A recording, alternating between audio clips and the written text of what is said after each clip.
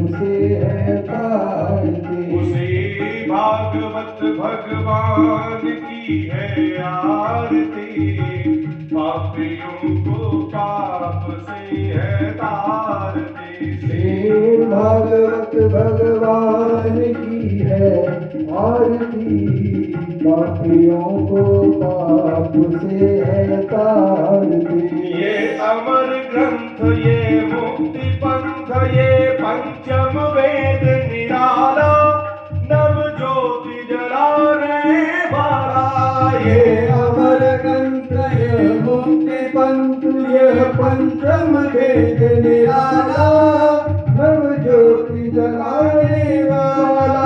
हरि नाम यही, हरि नाम यही, हरि नाम यही, हरि नाम यही, जग के मंगल की आरती, पापियों को पाप से है तारती। श्री भागवत भगवान की है आरती, पापियों को पाप से है तारती। ये सात गीत पावन पुनीत, पापों को मिटाने वाला, हरि दरस कराने वाला।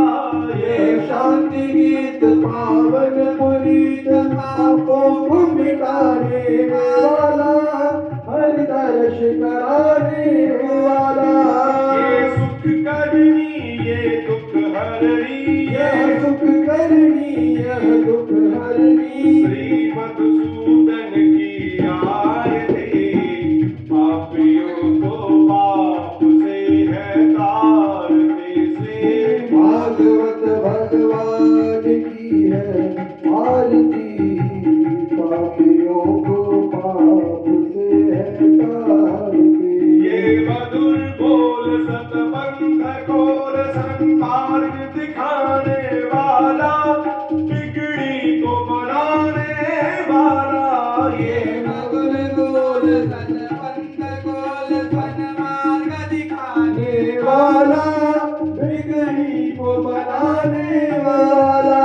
श्री राम यही, घनश्याम यही, श्री राम यही, घनश्याम यही, प्रभु की महिमा की आरती, पापियों को पाप से है तारती। श्री भागवत भगवान की है आरती, पापियों को पाप से है तारती। उसे भागवत भगवान की है आरती, पापियों को पाप से है तारती। श्री भागवत भगवान की है आरती, पापियों को पाप से है तारती।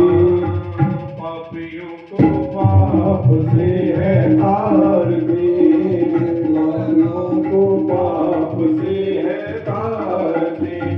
कर्पूरगौरं करुणावतारं संसार सारं भुजगेन्द्रहारं, सदा वसन्तं हृदयारविन्दे भवं भवामि सहितं नमामि। हरे माता च पिता त्वमेव, त्वमेव बन्धु च सखा त्वमेव, त्वमेव विद्या द्रविणं त्वमेव, त्वमेव सर्वं त्वमेव। हरे कृष्ण कृष्ण कृष्ण हरे हरे, हरे राम राम हरे हरे। हरे कृष्ण कृष्ण कृष्ण हरे हरे, हरे राम राम राम हरे हरे। हरे कृष्ण कृष्ण हरे हरे, हरे राम राम हरे हरे। हरे कृष्ण कृष्ण कृष्ण हरे हरे, हरे राम राम हरे हरे। हरे कृष्ण कृष्ण कृष्ण हरे हरे, हरे राम राम हरे हरे। हरे कृष्ण कृष्ण कृष्ण हरे हरे, हरे राम राम हरे हरे। हरे कृष्ण कृष्ण कृष्ण हरे हरे, हरे राम राम हरे हरे।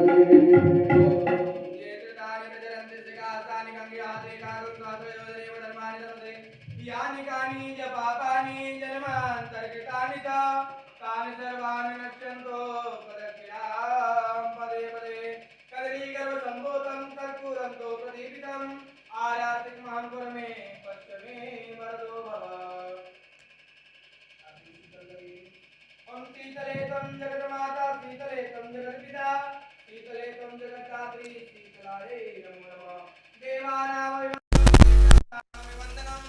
परमात्मानामभिवन्दनं स्वात्मानामभिवन्दनं सर्वस्य आराध्य ग्रहणं आशीर्वदिते राशि को लगती है सत्या वगैरह पढ़ कर राशि को आगे दे दीजिए सत्या दीजिए साथ में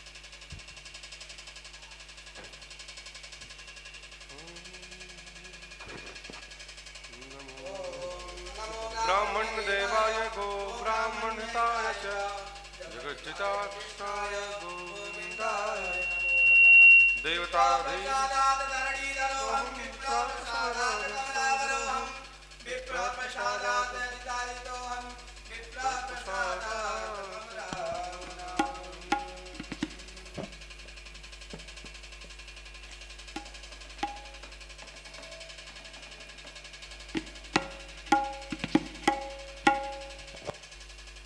आरती जी को वहीं रख लूं और नेक पंखा चल रहा है तो नहीं यहाँ पे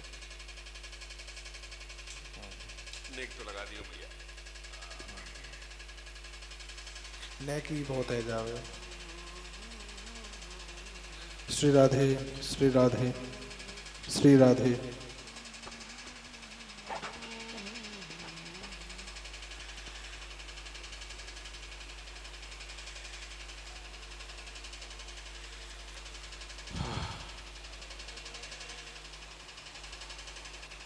श्री राधे श्री राधे श्री राधे श्री राधे दूसरा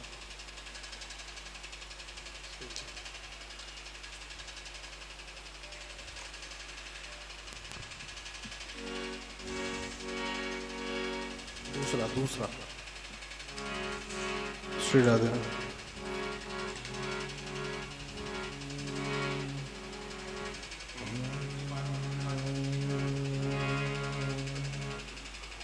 ये खोल दो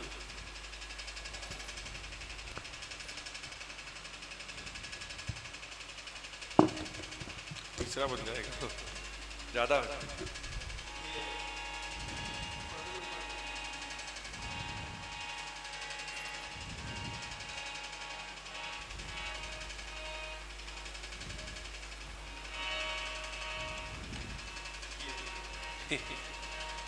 श्री राधे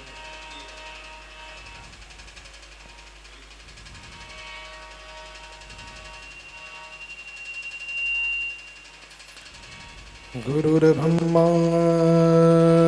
गुरुर्विष्णुः गुरुर्देव महेश्वरः गुरुर्साक्षात् परब्रह्म तस्मै श्री गुरवे नमः ध्यानमूलं गुरुर्मूर्ति पूजामूलं गुरुर्पदं मन्त्रमूलं गुरुर्वाक्यं मोक्षमूलं गुरुर्कृपा तप्तकाञ्चन गौराङ्गी श्रीराधा वृन्दावनेश्वरी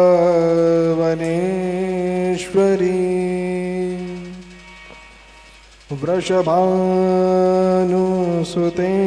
देवी प्रणमामि हरिप्रिये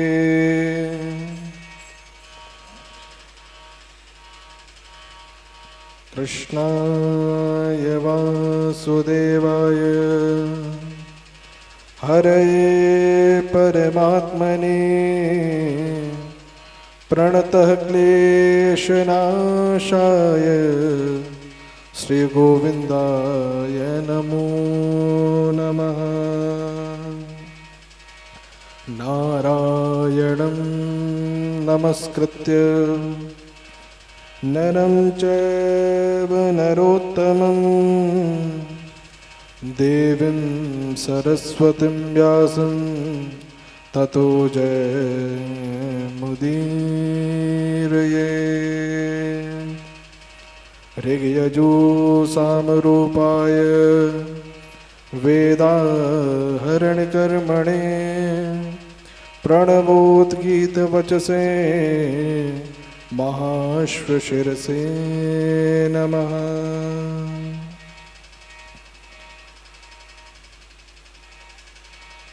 मनोजवं मारुततुल्यवेगं जितेन्द्रियं बुद्धिमतां वरिष्ठं वातात्मजं वानरयूथमुख्यं श्रीरामदूतं शरणं प्रपद्ये।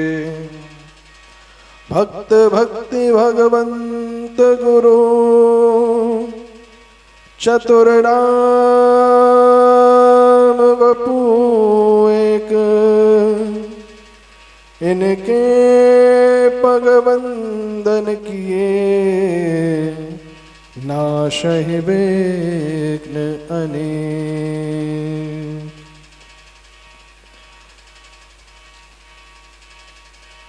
नीलवर्णे नमस्तुभ्यं सर्वलोकैकपूज्यते सर्वपापप्रशमनं मायमुना दिव्ये नमो नमः। चिदानन्दभानो सदानन्दसूनो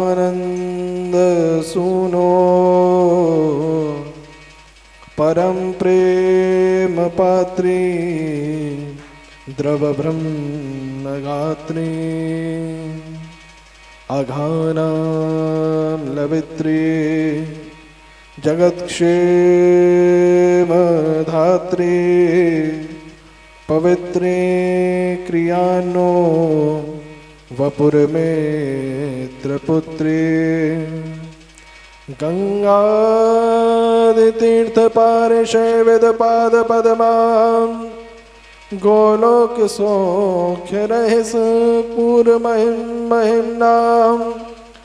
आप्लाविताखिल सुधासु जोलां सुखाब्धौ राधा मुकुंद मुदितां श्रीयमुनां नमामि। जन्माद्यस्य यतोऽन्वयादितरत् चार्थेष्वभिज्ञः स्वराट् तेने ब्रह्महृदाय आदिकवये मुह्यन्ति यत्सूरयः। तेजो वारिमृदां यथा विनिमयो यत्र त्रिसर्गो मृषा धाम्ना स्वेन सदा निरस्तकुहकं सत्यं परं धीमहि। यं प्रव्रजन्तमनुपेतमपेतकृत्यं द्वैपायनो विरहकातर आजुहाव पुत्रेति तन्मयतया तरवोऽभिनेदु तं सर्वभूतहृदयं मुनिमानतोऽस्मि। श्री श्याम सुंदर श्री यमुने महारानी की जय। श्री बाल कृष्ण लाल की जय। श्री हनुमान जी महाराज की जय। श्री गोपेश्वरनाथ की जय। श्रीमद् भागवत महापुराण की जय। श्री पुरुषोत्तम मास की जय। सब संतन की जय। सब भक्तन की जय। सब विप्रन की जय। सब ब्रजवासिन की जय जय श्री राधे श्याम।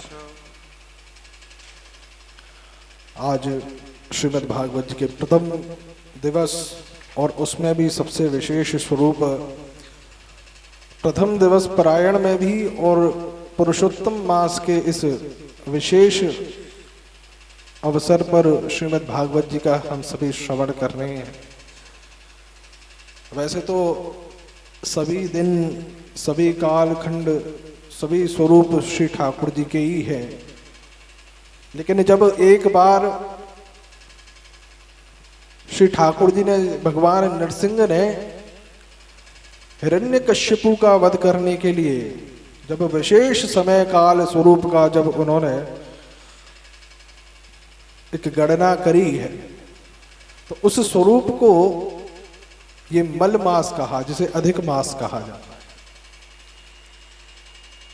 इस मल मास को बड़ा बुरा लगा, मल कहा गया तो इसलिए इनको बड़ा, क्योंकि इसमें कोई भी मांगलिक कार्य नहीं हो सकता, मांगलिक कार्यों के लिए निषेध है इस समय पर। तो इस बात को मन में बिठा करके ये मलमास ठाकुर जी के पास पहुंचे, बोले प्रभु सभी काल खंड, सभी समय, सब दिन आपके, सब मुहूर्त आपके, उसके बावजूद भी मेरे को सृष्टि जगत में मेरे को इस हीन भावना से देखा जाता है, तो क्या मैं आपके शरणागत नहीं हूं? क्या मैं आपका अंग नहीं हूं? तो ठाकुर जी ने कहा कि कोई बात नहीं, आप एक काम करो, आपको हम अपना नाम प्रदान करते हैं। तो ठाकुर जी ने अपना नाम इनको प्रदान किया, पुरुषोत्तम नाम इनको दिया, जिसकी वजह से इसको हम पुरुषोत्तम मास भी कहते हैं। अब ठाकुर जी का नाम जुड़ा तो स्वतः ठाकुर जी के जो गुण हैं वह भी इसमें विराजमान हुए। जिस प्रकार ठाकुर जी का एक नाम लें या 1000 नामों में से कोई भी नाम लें, हमें 1000 नामों का फल प्राप्त होता है, उसी प्रकार श्री ठाकुर जी के नाम होने के कारण इस धाम में, इस नाम में, इस कालखंड के अंतर्गत जो भी कार्य किया जाए वह स्वतः अपने आप अक्षय फल, पुण्य फलदायी होता है। तो अधिक फल जितना हम सोचें उससे भी अधिक फल प्रदान करने वाला यह काल है, ये समय है। तो ये अधिक मास है, जिसे पुरुषोत्तम मास भी, श्री ठाकुर जी का माह भी कहा जाता है।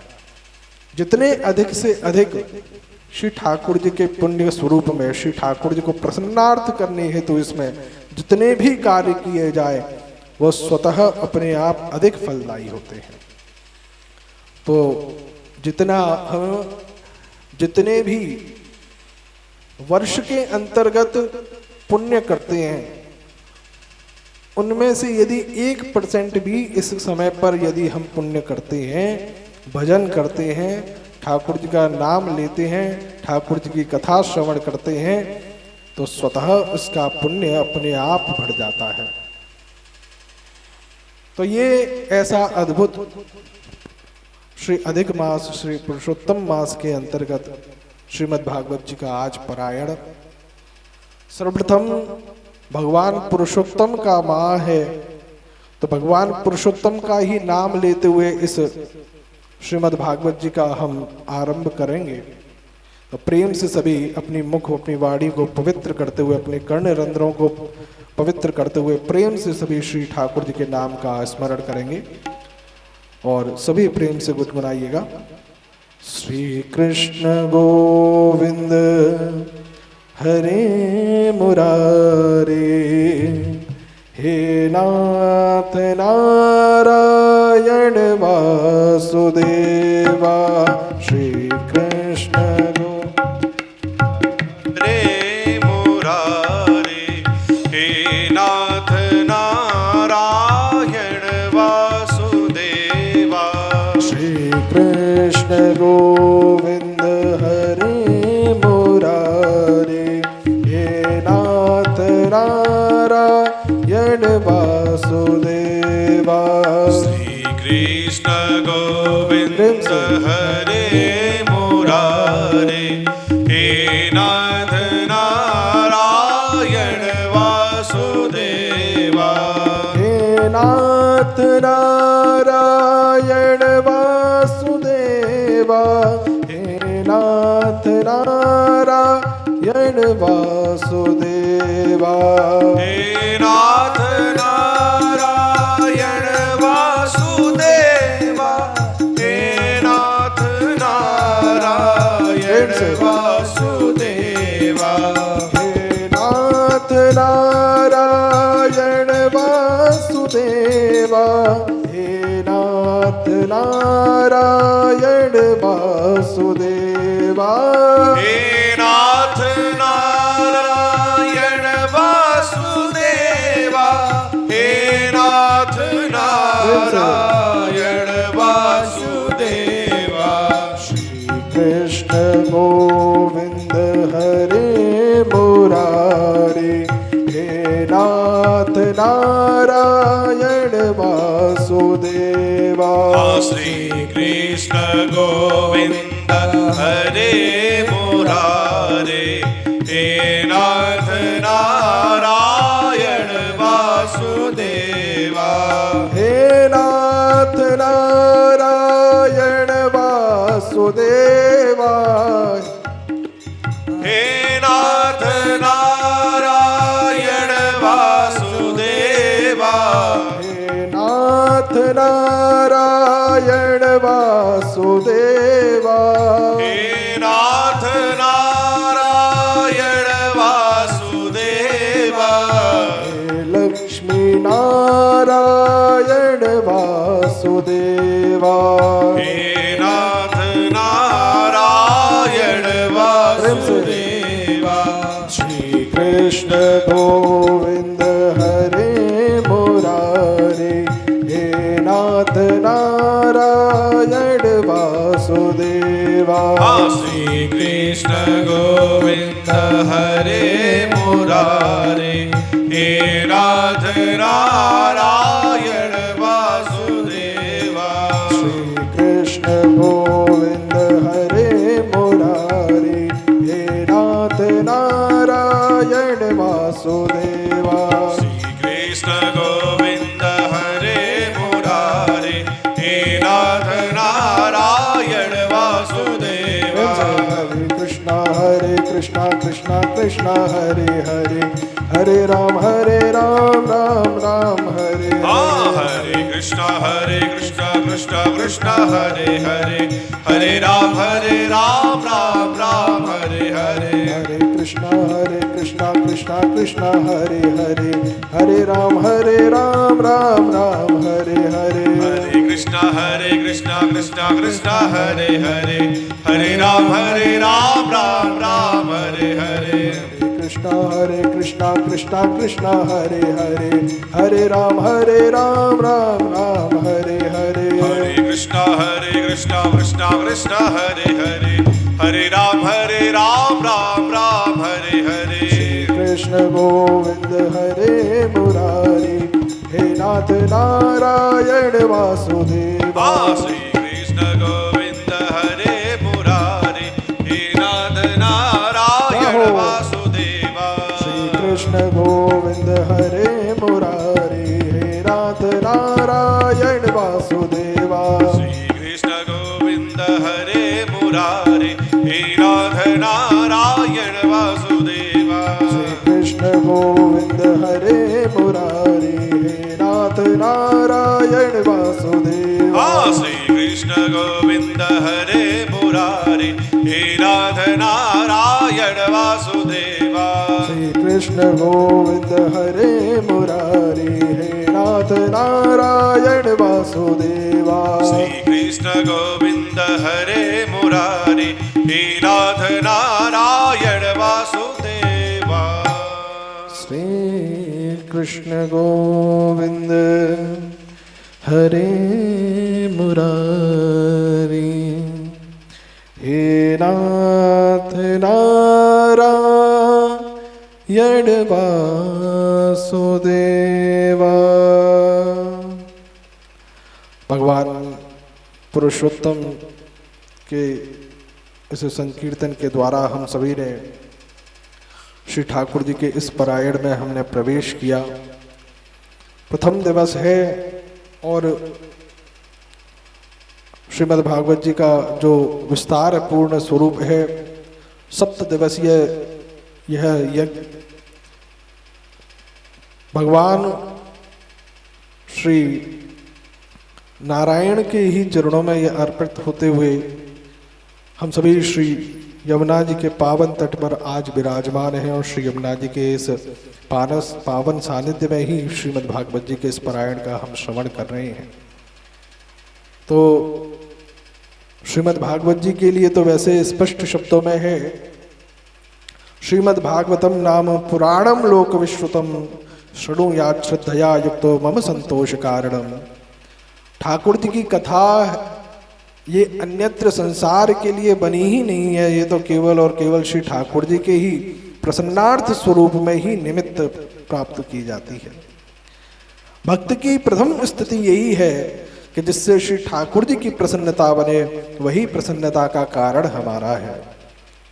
जीव अपने जीवन में मूल कारणों में भोजन, संसार और सगे संबंधियों में उलझा रहता है, लेकिन वहीं एक भक्त की स्थिति ऐसी है जो जीवन का आरंभ श्री ठाकुर जी के चरणों से करता है और जीवन का अंत भी श्री ठाकुर जी के चरणों में करता है। तो उस स्वरूप में श्रीमद् भागवत जी उन भक्तों के लिए है, उन रसिकों के लिए है जो श्री ठाकुर जी के भगवत परायण हैं। अन्यत्र जीवों के लिए श्री ठाकुर जी का ये महात्म्य नहीं है। जो जीव श्री ठाकुर जी के भगवत परायण होकर के श्री ठाकुर जी के चरणों में जुड़ना चाहते हैं, श्री ठाकुर जी के चरणों में पहुंचना चाहते हो, ठाकुर जी की लीला कथाओं से प्रेम करना चाहते हो, ठाकुर जी के लिए और अपनी भक्ति में अग्रणी होना चाहते हो, ऐसे भक्तों के लिए श्रीमद् भागवत जी का परायण है। उसी स्वरूप में श्रीमद् भागवत जी का जब आरंभ होता है तो वैसे आप सभी ने कथा सुनी है, लेकिन आरंभ की जो भूमिका है, श्री पद्म पुराण से आरंभ श्रीमद् भागवत जी का महात्म्य हमारे यहाँ आरंभ होता है। और उसी स्वरूप में वैसे दो पुराणों में विशेष स्वरूप में हमारी श्रीमद् भागवत जी का महात्म्य होता है, जिसमें कि एक पद्म पुराण है जिसके अंतर्गत श्रीमद् भागवत जी के महत्व के जो स्वरूप हैं उसमें सर्वप्रथम भक्ति महारानी का भाव एवं आत्मदेव जी की कथा का स्वरूप वर्णन होता है। लेकिन दूसरा जो स्वरूप है उसके अंतर्गत हमारे यहाँ वज्रनाभ जी महाराज की कथा का वर्णन होता है, जो कि ब्रज से चली हुई कथा है। हमारे ब्रज में श्री वज्रनाभ जी का आगमन हुआ, जो कि श्री ठाकुर जी के ही पंथी हुए और उन्होंने ही इस ब्रज स्वरूप की स्थापना पुनः करी थी। तो इस प्रकार हमारे यहाँ दो महात्म्य बड़े विशेष स्वरूप में गाए जाते हैं। वैसे तो 18 पुराणों के अंतर्गत श्रीमद् भागवत जी का महात्म्य है। सभी शास्त्र, सभी पुराण श्रीमद् भागवत जी की कथा के महात्म्य को सुना रहे हैं, लेकिन हम सभी इस पद्म पुराण के आश्रय से आरंभ करते हुए जो क्रियान्वय स्वरूप है, उस स्वरूप के भाव से हम सभी आगे बढ़ते हुए, तो सबसे पहले जो श्री प्रथम श्लोक है उसका ध्यान करते हुए, सच्चिदानंद रूपाय विश्वोत्पत्त्यादि हेतवे तापत्रय विनाशाय श्री कृष्णाय वयं नमः।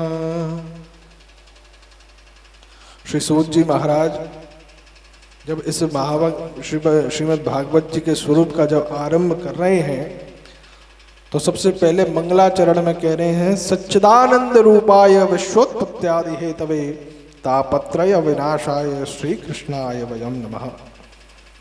तीन स्वरूप में श्री ठाकुर जी का स्वरूप नित्य विद्यमान रहता है, सत्य, चित्त और आनंद। श्रीमद् भागवत जी का भी यही स्वरूप है, क्योंकि ये श्रीमद् भागवत जी का जब आरंभ है तो मंगलाचरण में गाया गया है, सत्यम परम धीमहि। और ठाकुर जी की जब गर्भ स्तुति करी गई है तो सबसे पहले गर्भ स्तुति में भी देवताओं ने त्रिसत्यम कहकर के श्री ठाकुर जी को संबोधित किया है। उसी प्रकार परम सत्य का आश्रय लेते हुए जो हमारे यहाँ श्रीमद् भागवत जी का आश्रय हम जब लेते हैं तो सबसे पहले सत्य का बोध है। सत्य कौन है? सत्य स्वयं श्रीमद् भागवत जी हैं। इन्हीं के आश्रय से जब हम जीवन को हम आरंभ करते हैं, तो जब सत्य का आरंभ होता है तो सत्य के बाद में क्या आता है? चित्त। सत्य को जब चित्त में हम धारण कर लें, सत्य कौन है? श्रीमद् भागवत जी, हमारे ठाकुर जी। और ठाकुर जी को, अपने भागवत जी को हम हृदय में जब चित्त में धारण कर लें तो क्या होता है? बोले आनंद का हमें प्राप्ति होती है। तो इस प्रकार सत्य, चित्त और आनंद का ही स्वरूप श्रीमद् भागवत जी हैं। और उन स्वरूप का जो मूर्तिवान रूप कौन है? बोले श्री कृष्णाय वयम नमः। श्री ठाकुर जी ही उसका मूर्तिमान स्वरूप है। श्रीमद् भागवत जी का अगर श्री विग्रह स्वरूप दर्शन करें तो वो कोई और नहीं, हमारे परम परमेश्वर भगवान अखिलेश्वर भगवान श्री कृष्ण ही उनका स्वयं मूर्तिमय स्वरूप है। तो इसलिए सूत जी महाराज ने सर्वप्रथम यदि श्रीमद् भागवत जी को आरंभ करते हुए प्रणाम किया तो सबसे पहले 3 स्वरूपों में वर्णन किया। किसका? सत्य, चित्र और आनंद का। और उन्हीं का मूर्तिमान स्वरूप जब उनका ध्यान किया तो वह कहीं और नहीं, हमारे भगवान श्री कृष्ण का ही दर्शन करते हुए उनको प्रणाम करते हैं। उसके उपरांत द्वितीय स्वरूप में प्रणाम करते हैं तो किसको किया? द्वितीय स्वरूप में प्रणाम करते हुए कह रहे हैं यम प्रव्रजंत मनोपेत मपेत कृत्यम द्वैपायनो विरह कातर आजुहाव। बोले कौन? बोले ऐसे निर्गुणी, ऐसे श्री ठाकुर जी के परम सन्यासी, परम विरक्त श्री ठाकुर जी के ऐसे परम भक्त को हम प्रणाम कर रहे हैं। कौन? अपने गुरुदेव स्वरूप को प्रणाम किया है। कौन? श्री सुखदेव जी महाराज को प्रणाम कर। बोले क्या स्वरूप है? बोले जिनके पीछे कृष्ण द्वैपायन श्री व्यास जी महाराज भी जिनके पीछे पुत्र पुत्र कहते हुए उन्हें पुकार रहे हैं, लेकिन फिर भी वो माया की तरफ एक बार भी भ्रकुटी उठा करके नहीं देख रहे। बोले कौन? पुत्रेति तन्मय तया तरवो भिनेदु स्तम सर्वभूत हृदय मुनिमानतोस्मि। जो संसार के सभी जितने भी ऋषिंद्र हैं, मुनीन्द्र हैं, जितने भी ज्ञानी जन हैं, जितने भी भक्तजन हैं, जिनके जो सदैव इनके हृदय में वास करते हैं, ऐसे श्री सूत हमारे सुखदेव जी महाराज को श्री सूत जी महाराज प्रणाम करते हैं। कथा का आरंभ होता है नैमिषे सूतमासीनम विवाद्य महामतिम कथामत रथास्वाद कुशल शौनको अब्रवीत। तो कथा का जो आरंभ हुआ, एक बार श्री शौनक जी महाराज अपने साथ में 88,000 ऋषियों को लेकर के एक बड़े ही पावन स्थल पर विराजमान थे और उस पावन स्थल का नाम था नैमिषारण्य। तो नैमिषारण्य की भूमि पर श्री सूत जी महाराज बड़े ही अपने भाव से सभी ऋषि मुनियों के साथ में विराजमान होकर के, और सामने से क्या देखते हैं? एक अद्भुत ज्योतिमय स्वरूप, और जैसे कि स्वयं सूर्य की प्रभा सामने से प्रकट होकर के आ रही हो, इसी प्रकार एक अद्भुत ललाट पर अद्भुत तेज को प्राप्त करते हुए एक महात्मा सामने से चले आ रहे हैं। और जैसे ही उनको देखा, श्री सूत जी महाराज ने उनको प्रणाम किया, श्री शौनक जी महाराज ने उनको प्रणाम किया और प्रणाम करते हुए कह रहे हैं अज्ञान ध्वांत विध्वंस कोटि सूर्य समप्रभ सूताख्याहि कथा सारम मम कर्ण रसायनम। बोले प्रभु आपका दर्शन हो गया, हमारे बड़े सौभाग्य की बात है कि हम आपका आज दर्शन कर रहे हैं। हम आपके चरणों में बस एक ही निवेदन कर रहे हैं, आप विराजें। और इस प्रकार विराजमान करने के बाद में उनका पादों प्रक्षालन किया। पादों प्रक्षालन करने के बाद में श्री सूत जी महाराज से कहते हैं प्रभु आप अज्ञान को दूर करने में सर्वश्रेष्ठ हैं। अज्ञान का अंधकार चाहे कितना भी कुटिल हो, लेकिन आपके द्वारा प्रकाश का जो ज्ञान स्वरूप पुंज है, यदि उसकी एक किरण भी उस अज्ञान के सामने पड़ जाए तो महाराज वो सारा का सारा अंधकार दूर हो जाता है। इस भाव को कहते हुए श्री सूत जी महाराज से शौनक जी महाराज कहते हैं, बोले प्रभु केवल मेरा ही नहीं, हम सभी जो भी यहाँ पे ऋषि मुनि हम सब जो भी बैठे हैं, हम सभी के मन में एक भाव है, एक निवेदन है आपसे कि भक्ति ज्ञान विराग आप तो विवेको वर्तते महान माया मोह निरासश्च वैष्णवे क्रियते खत्म। प्रभु ऐसा कोई श्री ठाकुर जी का ऐसा कोई वर्णन, ऐसी कोई कथा, ऐसा कोई स्वरूप आप हमें श्रवण कराएं जिसमें कि भक्ति का भी संपुट हो, ज्ञान का भी संपुट हो और वैराग्य का भी रहेगी। तो हमारा विचार है कि इसमें अन्यत्र कथाओं को, अन्यत्र भावों को ना जोड़ करके इसमें मूल कथाओं का भाव हम रखें, जिससे कि ये किसी अन्य को हम श्रवण कराने के लिए नहीं है, ये तो हमारी यमुना जी की प्रसन्नता के लिए, श्री यमुना जी को सुनाने के लिए है। और कथा का स्वरूप भी मूल स्वरूप में ऐसा होना चाहिए कि जिससे कि संसार को तो देखिए अन्यत्र किसको हम कथा सुनाएं।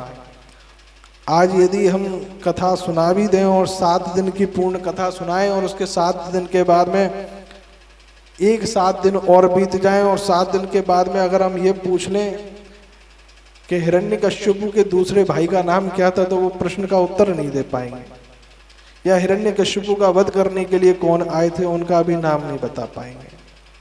ठाकुर जी ने सर्वप्रथम किस लीला को दर्शन कराया श्रीमद् भागवत जी में, वो भी नहीं बता पाएंगे। तो संसार की तो स्थितियां खैर छोड़िए, तो इसलिए हमारा निवेदन है कि कथा का जो स्वरूप रहेगा वो नित्य मूल स्वरूप में ही हम श्रीमद् भागवत जी की कथा के इस पारायण को करेंगे, और जिससे कि श्री यमुना जी की प्रसन्नता बने, श्री यमुना जी की कृपा बने, और मूल कथाओं को ही हम स्पर्श करते हुए कृपा स्वरूप में जितना होगा हम भागवत की कथाओं को ही हम प्राप्त करें। अन्यत्र स्वरूप में जो भी संतों की कथाएं हैं, जो विशेष स्वरूप में ब्रज के भक्तों की जो कथाएं हैं, क्योंकि धाम स्वरूप में इस कथा का आयोजन हो रहा है, तो धाम के भी जो मूल बड़े संत, बड़े भक्त जो हुए हमारे, उन सभी का ध्यान करते हुए, उनके चरणों को स्पर्श करते हुए हम इस कथा को सभी आगे बढ़ेंगे। लेकिन हमारा ध्यान जो रहेगा वो मूल हमारी कथा पे ही रहेगा। इस प्रकार श्री सूत जी महाराज श्रीमद् भागवत जी के बारे में वर्णित करते हुए आगे कहते हैं कि ये कथा कोई साधारण कथा नहीं है, श्रीमद् भागवत जी की कथा है, जो कि किसी और से नहीं, मैंने अपने श्री सुखदेव जी महाराज जी से यह कथा का श्रवण किया था। और श्री सुखदेव जी महाराज जो व्यास जी के पुत्र हैं, भगवान व्यास भी भगवान श्री कृष्ण का ही स्वरूप है, तो भगवान व्यास में, भगवान श्री कृष्ण में कोई भेद नहीं मानना चाहिए। हमारे यहाँ जब भगवान कृष्ण की स्तुति करी जाती है तो 4 स्वरूप में भगवान कृष्ण की स्तुति है। कृष्णम नारायणम वंदे कृष्णम वंदे ब्रजप्रियम, कृष्णम वंदे कृष्णम नारायणम वंदे कृष्णम वंदे ब्रजप्रियम, कृष्णम द्वैपायनम वंदे कृष्णम वंदे प्रथासुतम। तो इस प्रकार 4 स्वरूप में भगवान श्री कृष्ण हैं।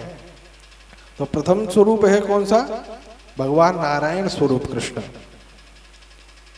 द्वितीय स्वरूप है भगवान श्री कृष्ण का ब्रज प्रिय कृष्ण, हमारे ब्रज के गोपाल स्वरूप जो कृष्ण हैं, वो हमारे घरों में जो ब्रज के नंदलाला हैं, वो हमारे श्री ठाकुर जी के ब्रज प्रिय स्वरूप है। और तृतीय स्वरूप कौन से हैं? हमारे श्री कृष्ण द्वैपायन जी महाराज।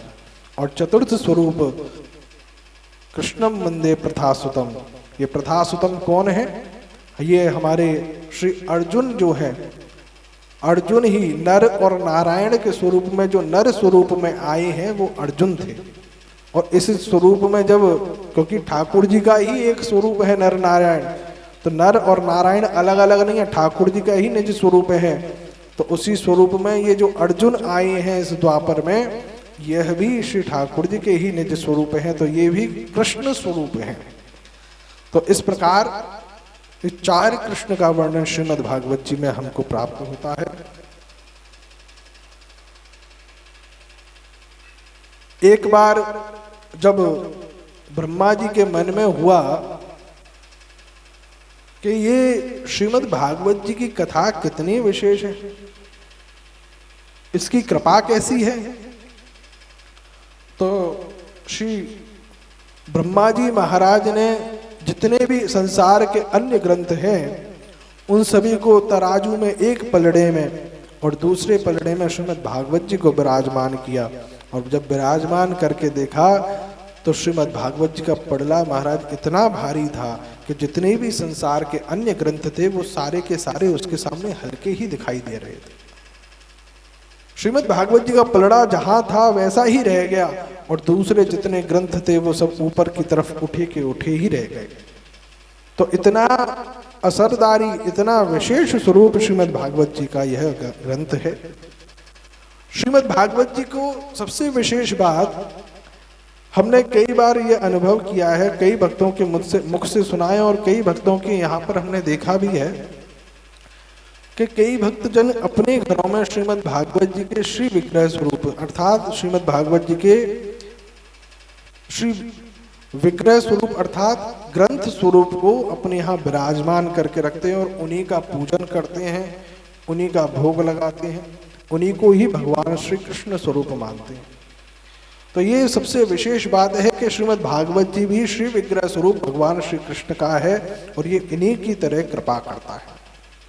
तो श्रीमद् भागवत जी का जो स्वरूप है, जब देवता लोग सभी महाराज सुखदेव जी के पास पहुंचे, किस लिए कि श्री सुखदेव जी महाराज कथा सुनाने के लिए पहुंचे श्री परीक्षित जी महाराज को।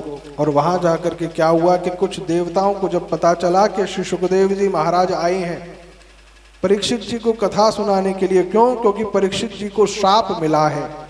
क्या श्राप मिला, क्यों मिला? बोले एक दिन श्री परीक्षित जी महाराज जंगल में शिकार करने के लिए गए और शिकार करने के लिए गए तो मार्ग में उनको एक आश्रम मिला।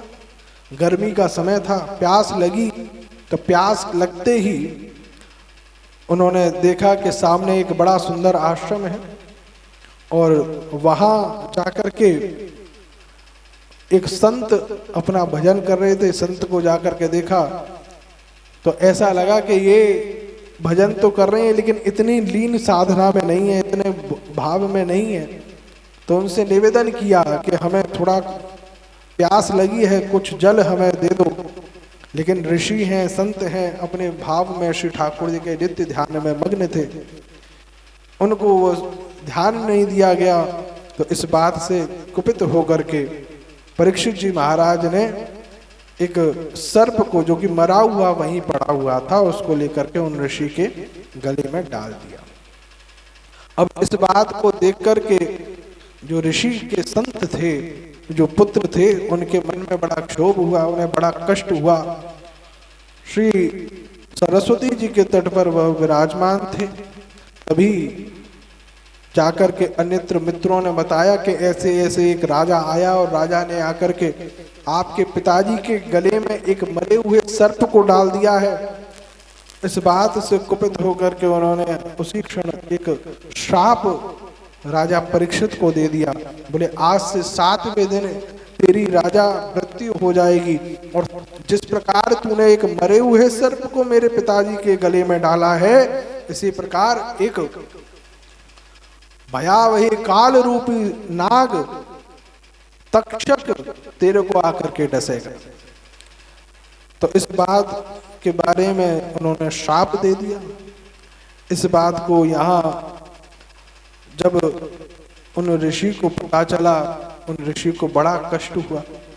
बोले बेटा तुमने किन संत को, किन राजा को, बोले वो कोई साधारण राजा नहीं है, बोले उनकी कृपा से ही आज हम यहाँ बैठ करके अपना भजन कर पा रहे हैं।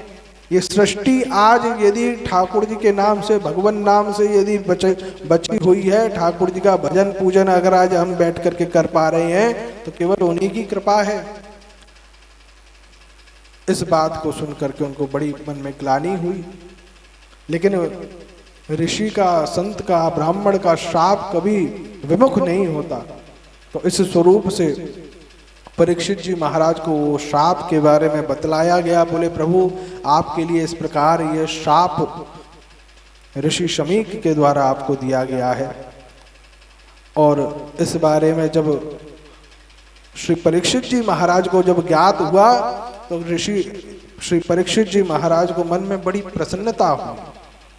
किसी को श्राप मिले तो वो दुखी होता है, लेकिन यहाँ परीक्षित जी महाराज बड़े प्रसन्न हुए। बोले चलो मुझसे जो गलती हुई, मुझसे जो अपराध हुआ, उस अपराध का हैंड टू हैंड हमको इसी समय, इसी कालखंड में और इसी जन्म में हमारा यहीं की यहीं इसका बराबर हो गया। बोले नहीं तो ऐसा होता कि अगले न जाने कौन से जन्म में हमको इसका पाप का भोग भोगना पड़ता, और हमारा ये पाप हमें कितना आगे बढ़ करके, क्यों? क्योंकि भैया पाप पर लगातार मूलधन ब्याज इस पर बढ़ती रहती है। आप जितना, अगर आपसे कोई पाप हो जाए, कोई अपराध हो जाए, और यदि उस पर आपको उस क्षण यदि उसका दंड ना मिले, ठाकुर जी उसका दंड ना दें, तो समझ लो कि उस पर ब्याज लगनी शुरू हो गई है। अब वो ब्याज लगा करके ठाकुर जी न जाने कब आपके सामने आपको प्रदान करेंगे, नहीं पता। तो ठाकुर जी से सदैव यही प्रार्थना करें, बोले प्रभु इस जीवन में जितने भी हमसे अपराध हो जाए, जितने भी हमसे यहाँ पाप हो जाए, प्रभु इस जीवन के कष्ट, इस जीवन के जो भी दुख हैं, उन्हीं स्वरूपों में हमको उन पापों का सारा हिसाब दे देना। ऐसा नहीं करना कि अपने द्वार पे बुलाओ, उसके बाद में यमराज की भट्टी में हमें धोखाओ, ऐसा मत करना। ठाकुर जी से भजन करो, सदैव यही प्रार्थना। आप देखो कई संतों का जीवन ऐसा होता है, ठाकुर जी के नाम से, ठाकुर जी के भजन से खूब सराबर होता है। नित्य नियम से ठाकुर जी का संध्या वंदन करना, ठाकुर जी का भजन करना, ठाकुर जी का संकीर्तन करना, ठाकुर जी की सेवा करना, लेकिन समय समय पर कई बार उनके जीवन में कष्ट आता रहता है। कभी बुखार हो गया, कभी कोई शारीरिक कोई हानि हो गई, कोई कष्ट हो गया। तो ये कुछ और नहीं है, ठाकुर जी उनके ऊपर कृपा करके ऐसी कृपा दे देते हैं कि उनके जीवन में पूर्व जन्म में या इस जन्म में जो भी उनके ऊपर कोई अपराध या कोई गलती उनके जीवन में यदि कोई बन गई होगी, तो उस कष्ट को वो वहीं के वहीं दूर कर देते हैं। तो इस प्रकार कई सारे कष्ट, कई सारी परेशानियां। एक बार एक संत श्री गोवर्धन जी की परिक्रमा दे रहे थे महाराज। तो गोवर्धन जी की जब परिक्रमा दे रहे थे तो रास्ते में क्या देखते हैं कि एक अजगर मार्ग में पड़ा हुआ है और बहुत सारी चींटियां उसको काट रही, मृत अवस्था में है, अभी पूरा मरा नहीं है, अभी अवस्था आ गई है, अंतिम चरण है, और वो चींटियां उसको काट रही। संत खड़े होकर के हाथ जोड़ करके खड़े हो गए और आंखों से अश्रुपात होने लगा। साथ में और जो शिष्य थे वो सब, उन्होंने पूछा, बोले गुरुजी क्या हुआ? बोले ये कोई साधारण जीव नहीं है, ये पूर्व जन्म में बहुत बड़े संत थे, लेकिन जीवन पर्यंत इन्होंने खूब अपने शिष्य बनाए, उन शिष्यों को सद्मार्ग दिखाया, लेकिन कुछ शिष्य ऐसे रह गए कि जो कि भगवत परायण नहीं हो पाए, ठाकुर जी का भजन नहीं कर पाए। लेकिन ऐसा हुआ कि उन शिष्यों का धन लेने के कारण इनके ऊपर उनका ऋण बढ़ गया, और ऋण बढ़ने की वजह से ये जो जितनी चींटियों को आप देख रहे हैं, ये सब इन्हीं के शिष्य हैं, और ये सभी शिष्य मिलकर के अपना जितना धन दिया था वो सब ब्याज समेत आज वापस ले रहे हैं। तो भैया जीवन में जो भी हमसे बने, श्री ठाकुर जी की सेवा बने, श्री ठाकुर जी का भजन बने, श्री ठाकुर जी का नाम बने, जितना हो सके अधिक से अधिक करें। क्यों? क्योंकि जीवन का हमें कोई पता नहीं, न जाने कौन सी घड़ी, किस घड़ी ये देह का पूर्ण होना, इस संसार का पूर्ण होना निश्चित हो गया हो। कहा जाता है कि जिस समय जीव जन्म लेता है उसी क्षण उस जीव की मृत्यु का समय लिख दिया जाता है। तो इस समय जितना हो सके, ये अधिक मास का समय है, जितना हम ठाकुर जी का भगवान नाम का स्मरण कर सकें उतना ज्यादा से ज्यादा ठाकुर जी के भगवान नाम का हमें स्मरण करते रहना चाहिए। जब देवता लोग सभी मिलकर के श्री सुखदेव जी महाराज के पास पहुंचे और जाकर के कहने लगे, बोले महाराज आप इन परीक्षित को ये जो हम अमृत लेकर के आए हैं, ये अमृत हमें बड़े मेहनत से, बड़े युद्धों के बाद, बड़ी कृपा से उसके बाद में हमें यह अमृत हमें प्राप्त हुआ है। बोले आप ये अमृत यदि परीक्षित को आप पिला देंगे तो इससे परीक्षित को कोई हानि नहीं होगी, चाहे एक नहीं 1000 तक्षक भी काट लें तो भी कोई फर्क नहीं पड़ेगा। श्री सुखदेव जी महाराज बड़े आश्चर्यचकित हुए। बोले आप देवता हैं? बोले मन में हमें लगा था कि आप कथा सुनने के लिए आए हैं। क्यों? क्योंकि देखिए कथा सार्वजनिक स्वरूप है, कथा सभी के लिए है। ऐसा कभी नहीं होता कि कथा को केवल सभी से छुपा करके किया जाए। जो भगवत परायण हो, जो ठाकुर जी का भजन करता हो, जो ठाकुर जी की सेवा करता हो, सभी आकर के ठाकुर जी के इस नाम कथा का नाम लाभ लें, ये सभी के लिए उपस्थित है। और कोई बिना कहे भी आकर के सुने तो भी उनको प्रदान की जाती है। लेकिन हे देवताओं, आप यहाँ आकर के लिए आने के बाद में इस प्रकार की सौदेबाजी आप करने बैठोगे, ये मेरे को नहीं पता था। क्व स्वधा क्व कथा लोके क्व काचम क्व मणिन महान ब्रह्म रातो विचार एवं तदा देवांज हास्य। बोले आप यहाँ लेकर के एक कांच का टुकड़ा दिखा करके हमसे मणि की मांगने की इच्छा रखते हो। तुम ये कहते हो कि एक हीरा हमें दे दो और उसके बदले में एक कांच ले लो। बोले क्या चाहते हो? बोले हमें ये मन में हमने कभी नहीं सोचा था कि आप भी इस प्रकार का कार्य कर सकते हैं। तो आप इस कथा के अधिकारी नहीं हैं। श्री सुखदेव जी महाराज ने देवताओं को भी इस कथा का अधिकारी नहीं समझा। क्यों नहीं समझा? क्योंकि इस कथा का जो व्यापार करेगा, जो इस कथा को बेचने की सोचेगा, जो इस कथा को खरीदने की सोचेगा, जो इस कथा के साथ में अन्यत्र स्वरूप में कोई भाव मोल करता है, भैया उसको कभी ठाकुर जी इस कथा का अधिकारी नहीं समझते हैं। तो इस स्वरूप में श्रीमद् भागवत जी का जो स्वरूप है वो अतुलनीय है और इनका अनमोल स्वरूप है। ये कभी भी किसी को खरीदी या बेची नहीं जाती।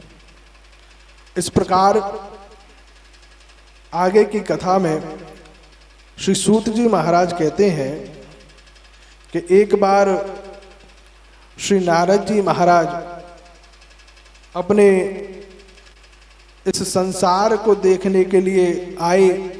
आकर के चारों ओर देखते हैं कि चारों ओर कहीं कष्ट है, कहीं आपत्ति है, कहीं विपत्ति है, कहीं सूखा है। चारों ओर श्री ठाकुर जी का नाम गायब हो चुका है। लोग अन्यत्र कृपणों में पड़ चुके हैं। इस बात से कुपित होकर के श्री नारद जी महाराज सभी स्थानों पर घूमे और अंत में श्री वृंदावन धाम में पहुंचे हैं। तो श्री वृंदावन धाम में आकर के जब चारों तरफ ऐसी स्थिति देख ली तो कहाँ पहुंचे? श्री यमुना जी के तट पर पहुंचे। श्री यमुना जी का तट देखा तो यमुना जी के तट पर आकर के क्या देखते हैं कि एक बड़ी ही नव सुंदर युवती वहां बैठी हुई है और उनकी गोद में दो वृद्ध अपना सिर रख करके लेटे हुए हैं। अब इस बात को देख करके बड़ा आश्चर्य हुआ। कुछ युवतियां उनकी सेवा में लगी हुई हैं, कोई चमन ढुला रही है, कोई उनके लिए जल का पात्र लेकर के खड़ी है, कोई भोजन का, कोई प्रसाद का थाल लेकर के खड़ी है। इस प्रकार की सभी व्यवस्थाओं में खड़ी हुई है। श्री नारद जी महाराज को मन में बड़ा खेद हुआ। नारद जी महाराज ने कहा कि भाई कोई बात नहीं, संसार है, कुछ ना कुछ चलता ही रहता है। तो इस बात से श्री नारद जी महाराज ने अनदेखा किया और वहां से आगे चलने लगे। आगे चलने लगे तो उस युवती ने दूर से आवाज दी, भो भो साधो क्षणम तिष्ठ मच्चिंतामपि नाशय दर्शनम तव लोकस्य सर्वथा गहरम परम। अरे ओ साधु देवता, ओ साधु जी महाराज, हो संत भगवान, अरे सुनो महाराज, सुनो सुनो सुनो। जैसे ही ऐसी आवाज सुनी, नारद जी महाराज ने पीछे मुड़ के देखा। बोले कौन चिल्ला रहा है महाराज? पीछे मुड़ के देखा तो सामने वो वही युवती पीछे से वो पुकार रही थी। जा करके हाथ जोड़ करके खड़ी हो गई। बोले भगवान, आपका दर्शन हुआ तो मुझे लगा कि मेरे को आज अपने कष्ट से, अपने परेशानी से थोड़ा सा आज लाभ हो जाएगा, मेरा कष्ट दूर हो जाएगा। नारद जी बोले आप हैं कौन? और यहाँ इस धाम में यमुना जी के तट पर आप बैठी हुई हैं, दुख से, आपका दुख का कारण क्या है? वो युवती कहती हैं, अहम भक्ति ऋति ख्याता इमौ में तनयो मतौ ज्ञान वैराग्य नामानो काल योगे न जर्जरो। बोले प्रभु, मेरा नाम भक्ति है और ये ज्ञान और वैराग्य मेरे दो पुत्र हैं। बोले ये दोनों जो वृद्ध अवस्था में, ये दोनों तुम्हारे पुत्र हैं? बोले हाँ मेरे पुत्र हैं प्रभु। बोले लेकिन काल योगे न जर्जरो, बोले काल के प्रभाव से ये दोनों वृद्ध हो गए। बोले ये कैसे हो सकता है? बोले माँ जो है बड़ी नव युवती है, बड़ी सुंदर है, और उनके बालक जो है बिल्कुल वृद्ध हैं, बूढ़े हैं, ऐसा संभव होता है क्या? बोले हाँ महाराज, संभव होता है। बोले उत्पन्ना द्रविड़े साहम वृद्धिम कर्णाटके गता क्वचित क्वचित महाराष्ट्रे गुर्जरे जीर्णताम गता। बोले प्रभु, मेरा जन्म जो हुआ वो द्रविड़ में हुआ है और कर्नाटक में मैं बड़ी हुई, मैं पली हूं वहां पर। महाराष्ट्र में और मेरा स्वरूप और वयोवृद्धन हुआ, मेरा नाम का प्रसार और प्रचार खूब अच्छे से हुआ। लेकिन मैं गुर्जर क्षेत्र में जाकर के मेरा स्वरूप जीर्ण क्षीण हो गया। लेकिन वृंदावनम पुनः प्राप्य नवीनेव स्वरूपिणी जाता हम युवती सम्यक पृष्ठ रूपा तु सांप्रतम। लेकिन प्रभु, जैसे ही मेरा आगमन इस श्री वृंदावन धाम में हुआ तो श्री वृंदावन धाम का स्पर्श करते ही, इस रज का स्पर्श करते ही, यहाँ की समीर का, यहाँ की पवन का स्पर्श करते ही, श्री ठाकुर जी के नाम का, श्री किशोरी जी के नाम का जैसा ही स्पर्श मेरे इस देह को हुआ, मेरा देह पुनः उसी नवयुवती स्वरूप को प्राप्त हो गया। श्री नारद जी महाराज बड़े आश्चर्यचकित हुए। नारद जी महाराज बोले, वृंदावन की केवल समीर से, यहाँ की रज से आप नवयुवती हो गई? बोले हाँ प्रभु। बोले लेकिन आपके पुत्र, बोले इनका कुछ कल्याण नहीं हुआ। बोले ऐसे कैसे हो सकता है? बोले प्रभु, सबसे बड़ी विशेषता ही यही है कि धाम स्वरूप में वृंदावन में आज भी ऐसी स्थिति है, हम यदि अगर ध्यान से देखें तो यहाँ ज्ञान वैराग्य को कोई मानने वाला नहीं है। क्यों? क्योंकि यहाँ तो वृंदावन धाम अपार रटे जा राधे राधे। क्यों भैया? कौन ज्ञान को जाने, कौन वैराग्य को माने? बोले जहाँ केवल ठाकुर जी के नाम की, किशोरी जी के नाम की महिमा में ही इतना भाव, इतनी कृपा है कि न जाने कितने जन्मन को ज्ञान, न जाने कितने जन्मन को वैराग्य, न जाने कितने जन्मन को संन्यास जब एक है जाए, बाकी बाद में तब जाकर के जो ठाकुर जी कृपा करे हैं वो हमें एक जन्म में श्री ठाकुर जी को एक बार नाम लेवे थे, एक बार किशोरी जी को पुकारवे थे, बैते हमें उतनो लाभ है जावे है। तो ज्ञान और वैराग्य को कौन पूछे है? वैसे भी कहा गया है जो ज्ञानी जन हैं, ज्ञानियों की एक स्थिति है, ज्ञान को एक ज्ञान बिल्कुल सफेद कपड़े की तरह है, बिल्कुल कोरा सफेद। लेकिन सफेद रंग पर यदि एक भी काली छींट लग जाए महाराज, एक भी बिंदु लग जाए तो वो पूरा सफेद वस्त्र एक तरफ और वो काली छींट एक तरफ। आदमी की नजर उस सफेद वस्त्र पर नहीं जाएगी, सबसे पहले उस काली छींट पर जाएगी। तो उसी प्रकार ज्ञान की स्थिति है कि ज्ञान में ये जो काली छींट अर्थात जो अहंकार है ये बहुत जल्दी लगता है। ज्ञान को सबसे बड़ा दोष ही ऐसा है कि ज्ञान को सबसे पहले अहंकार प्राप्त होता है। तो इसलिए धाम स्वरूप में ज्ञान की महिमा नहीं बची। दूसरी स्थिति हुई वैराग्य की। तो वैराग्य धाम में क्यों इतना विशेष नहीं माना गया? क्योंकि जब हमारे यहाँ के ब्रजवासी वैष्णव संत यहाँ वैराग्य की परिभाषा कोई जो स्वरूप है, वैराग्य के लिए क्या है? बोले वैराग्य में जीव मुक्ति की प्राप्ति करना चाहता है। वैराग्य का स्वरूप ही ऐसा है कि जीव मुक्ति की तरफ आगे बढ़ता है। लेकिन श्री ठाकुर जी के इस धाम में जीव मुक्ति की तो मन में कामना करता ही नहीं है।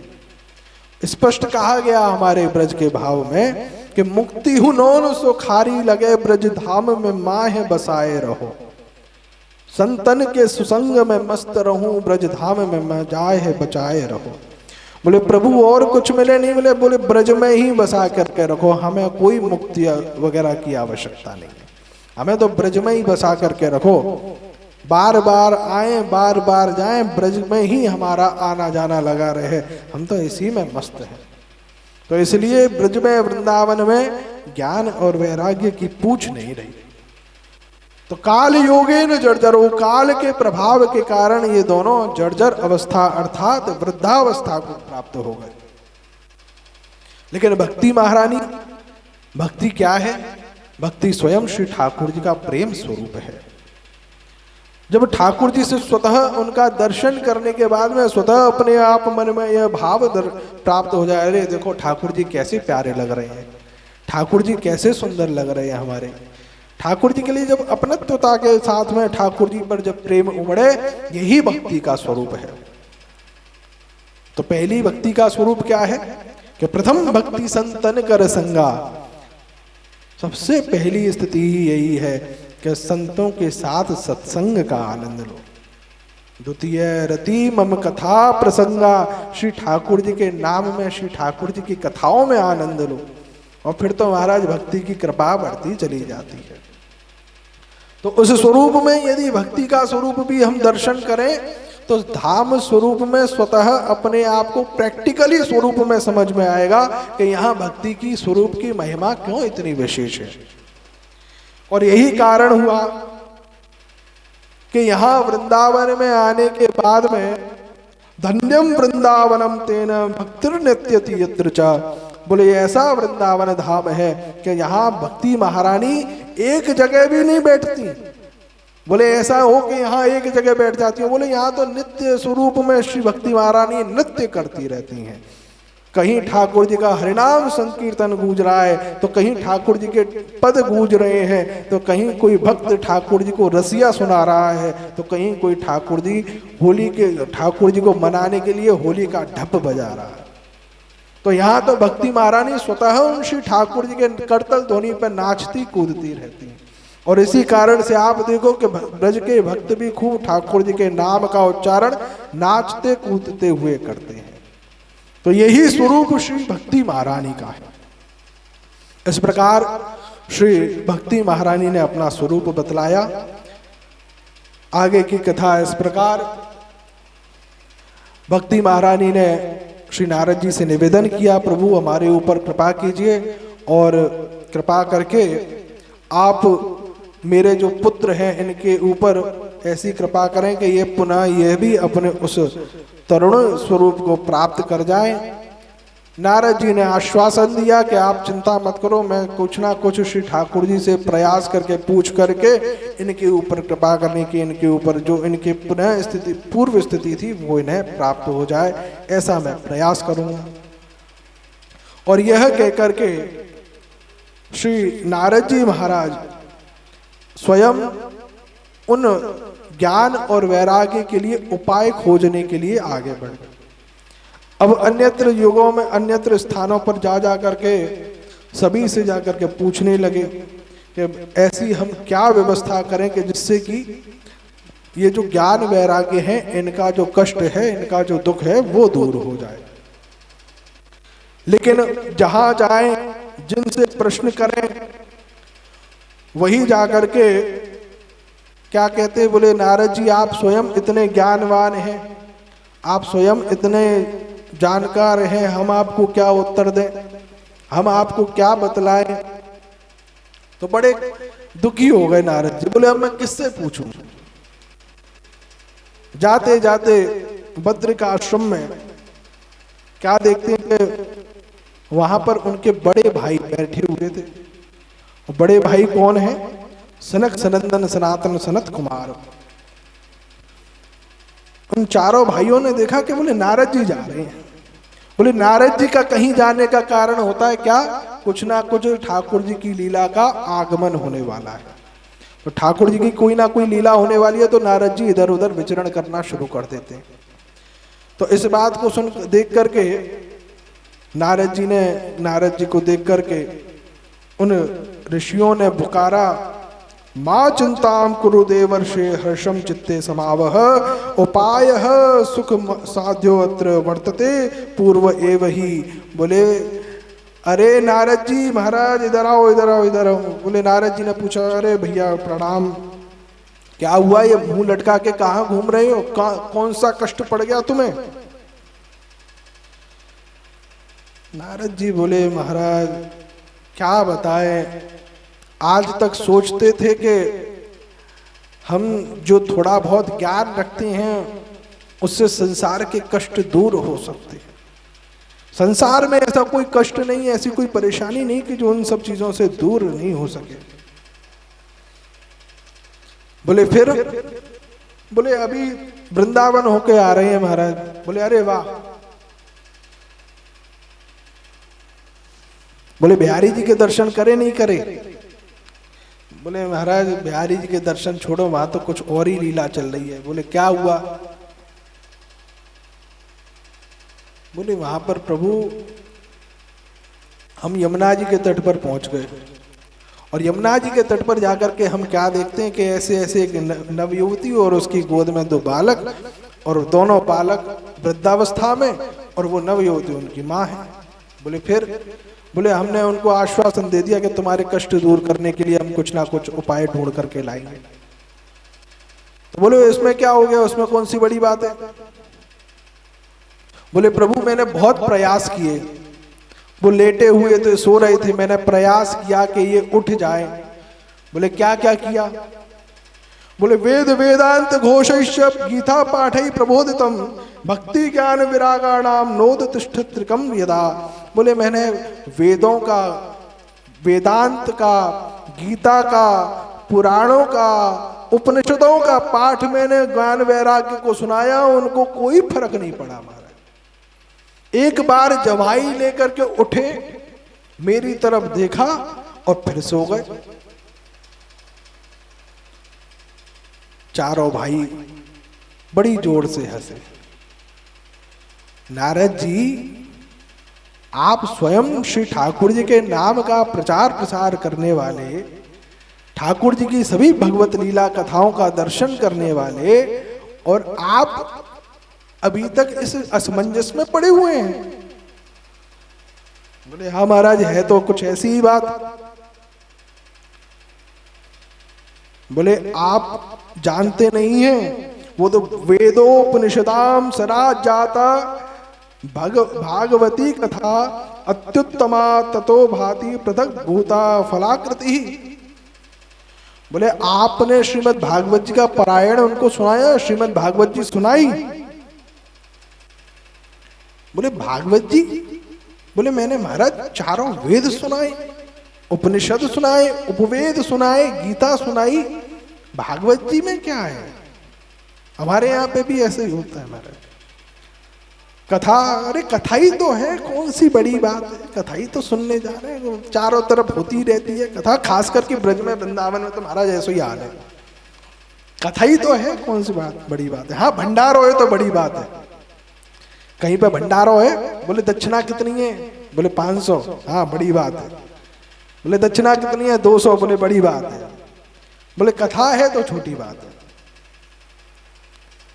और इसी कथा के लिए श्री सनत कुमार कह रहे हैं, इदम भागवतम नाम पुराणम ब्रह्म संहितम। बोले ये कोई साधारण कथा नहीं है नारद जी, आप जो समझ रहे हो कि भागवत जी ये जितने भी शास्त्र हैं, पुराण हैं, इनसे कोई हल्की है। बोले फिर? बोले ये श्रीमद् भागवत जी स्वयं भगवान नारायण का ही स्वरूप है। इदम भागवतम नाम पुराणम लोक पुराणम ब्रह्म संहितम भक्ति ज्ञान विरागाणाम स्थापनाय प्रकाशितम। बोले ये किसी और ने नहीं, आपने ही व्यास जी महाराज को सुनाई थी, ध्यान करो। बोले कब? जब व्यास जी के मन में असंतोष हुआ था, नारद जी को ध्यान आया, क्योंकि व्यास जी महाराज को जब असंतोष हुआ, व्यास जी महाराज ने सारे 18 पुराण, महाभारत, अन्यत्र ग्रंथों की जब रचना कर दी, तो उसके बाद में एक दिन व्यास जी महाराज उदास होकर के बैठे थे। नारद जी पहुंच गए, पूछा महाराज कैसे कष्ट में हो? व्यास जी महाराज कहने लगे बड़ा मन में कष्ट होता है महाराज, बहुत अभी भी ऐसा लगता है कुछ अधूरा सा है। बोले क्यों? बोले ऐसा लगता है कि कुछ बाकी रह गया है। बोले तो आप एक काम करो, भागवत जी की रचना करो। बोले भागवत क्या है? बोले भागवता नाम प्रोक्तम भागवतम, और दूसरा भाव है भगवता नाम प्रोक्तम भागवतम। बोले जो भक्तों और भगवान की कथा है वही भागवत है। बोले जो भगवान और भक्तों का मिलन करा दे वही भागवत है। बोले उससे क्या होगा? बोले मन को संतोष मिलेगा। आपने अभी तक जितने पुराण लिखे, वेद लिखे, सब ठाकुर जी का ही स्वरूप थे, भक्तों का तो उसमें वर्णन ही नहीं था। तो श्री नारद जी के कहने पर व्यास जी महाराज ने श्रीमद् भागवत जी का सार स्वरूप लिखा है, और उसी स्वरूप को आज श्री सनकादि ऋषि हमारे श्री नारद जी महाराज को ध्यान दिला रहे हैं। बोले क्या करें? नारद जी ने जाकर जब इस प्रकार प्रश्न किया था तो पहले हंसे थे श्री सनत कुमार जी। क्यों हंसे थे? क्योंकि जानते थे नारद जी से अच्छा श्रेष्ठ इन सभी शास्त्र पुराणों के बारे में जानकार कोई नहीं है। भगवान नाम प्रचार प्रसार का साधन यदि सर्वश्रेष्ठ इस संसार में कोई है तो वो स्वयं नारद जी महाराज हैं। तो उस स्वरूप की वजह से उन ऋषियों ने नारद जी से कहा, बोले प्रभु आप सब कुछ जानते हैं, आप श्रीमद् भागवत जी का ही पारायण उन ज्ञान और वैराग्य जी के लिए कीजिए। बोले कहाँ करें? बोले एक काम करो। बोले गाएगा कौन श्रीमद् भागवत जी, कहेगा कौन? बोले उसकी आप चिंता मत करो, वो हम सुना देंगे। बोले ठीक है, लेकिन कहाँ? बोले गंगा द्वार समीपे तु तटमानंद नामकम। बोले कहाँ? बोले आनंद नामक तट पर, गंगा जी के तट पर, और वहां बैठ करके हम आपको श्रीमद् भागवत जी सुनाएंगे। तो वो कौन सा स्थान है? बोले हरिद्वार। ये आनंद तट हरिद्वार को कहा गया। तो वहां पर गंगा जी के तट पर ज्ञान और वैराग्य को बुलाया गया। वृंदावन से भी महाराज 6-7 घंटे की दूरी है, आजकल तो बस वगैरह से पहुंचो। तो इधर से ज्ञान और वैराग्य पहुंचे, और वहां से उत्तराखंड के पास में है, तो वहाँ ऊपर बैठे हुए थे हिमालय पर सनकादि ऋषि, तो वो नीचे उतर के आ गए।